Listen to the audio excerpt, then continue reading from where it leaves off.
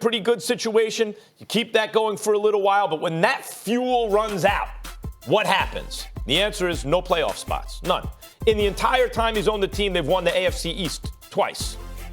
That's once every 10 years you win your own division. But they've won some playoff games, again, kind of carrying the momentum of what he inherited over. And then, by the way, he kept it going a little longer than it just petering out in the beginning. I give credit where credit's due.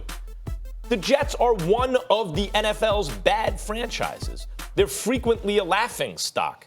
They're a laughing stock right now. And Stephen A., much like with the Washington franchise, I'm a Giants fan. The way it works in New York sports is you love one team, you hate the other. I mean, I remember back in the day in Yankee Stadium in the bleachers, the chant where you cursed out every team in the sport and also fans of other teams and even the box seats and even a certain side of the bleachers. Yep. It started with an insult toward the Mets, even before the Red Sox. So given that culture in New York sports, I love it when the Jets are doing bad. And obviously, I love it when Washington's doing bad as a Giants fan. Take some of the sting out of how bad the Giants have been doing recently. I never want Woody Johnson to sell the team. This is perfect. They're always terrible. They're incompetently run. Stephen A., you've pointed out the Adam Gase hire. The first thing you do when you show up at the introductory press conference is have such bizarre behavior that Stephen A. Smith can turn it into a meme on day one? This is a poorly run franchise, and Stephen A., here's the latest example. Let's take him at his word. I agree with you. Jamal Adams, you really went to them and said, even if he did, his agent didn't go around and say, hey, get him out of here. But let's take him at his word for a second, okay? Mm-hmm. He said, I want to stay. The GM said, you're going to stay. Then he turned around behind his back and tried to shop him. Then you got to move him. You can't then not move him if that's what you plan to do. He didn't successfully move him. Well, Max, here's the point. And I disagree with you to some degree, and I disagree with Ryan Clark.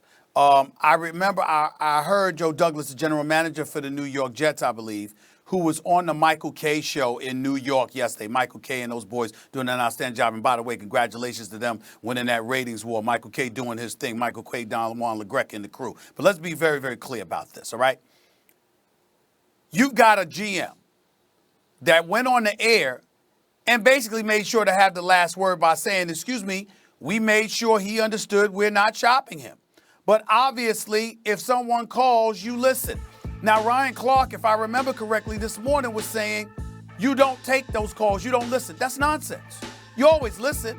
You can have absolutely no intent whatsoever to move somebody, to get rid of somebody, or anything like that. But you still listen. You never know what you'll hear. There's absolutely, positively nothing wrong with an executive willing to listen to a call, even if you end up hanging up on a person after you hear what they had to say. So this notion that Douglas has done something wrong by simply taking a phone call to hear what somebody had to say, that's wrong to indict that man as an executive for simply listening. It's entirely plausible that he listened with the intent to not do a damn thing, and just because he listened doesn't mean that he was shopping Jamal Adams. So I don't think that that's an indictment against Douglas. What's a real indictment is this apparent affinity he seems to have for a coach in Adam Gase who doesn't deserve it. He didn't do that great of a job in Miami. He certainly doesn't personify what New York is all about. Adam Gase comes on the same Michael Kay show and acknowledges,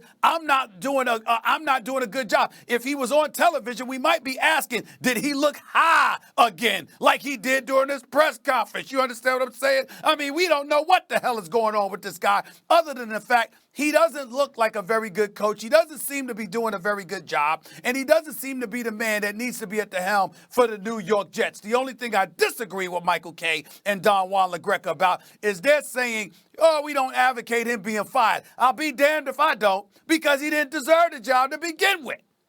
Stephen A., even Joe Douglas, even if that interpretation of events is correct, and in fact, he's just fielded a phone call, you'd be negligent in your duty if you didn't hear what the other side has to say, right? Even if you accept those as the facts, I do. Okay, now you got to pay Jamal Adams, right? Now you're going to have to really break him off because you didn't move him. You didn't get value for him when you could. You have nothing on the team unless you believe in your quarterback still in the near future. I think Okay. Darnold can be a good quarterback eventually with a different coach. He's still extremely young, but maybe not really in the near future. This is the time where if you have assets that you don't consider fundamental building blocks for your franchise going forward, you move them for as much as you can get for them. So now you're in a position where the only thing that really makes sense is to pay a guy like a franchise player who's disgruntled. Well, so what? What the hell are you there, Abby? What do you mean disgruntled? Who's not disgruntled playing for the New York Jets? They're the New York Jets. Right. You're always disgruntled. So you have to pay a Guys, premium we got to to leave keep it there. him. We'll have much Disgruntled. more on the trade deadline. They did trade disgruntled Leonard to the Williams to Jets. the Giants, and we'll get into the other moves. Yeah, that Leonard happened. Williams they get a pick Happy for, for but the Jets. Jamal Adams, nothing. What do you want from me?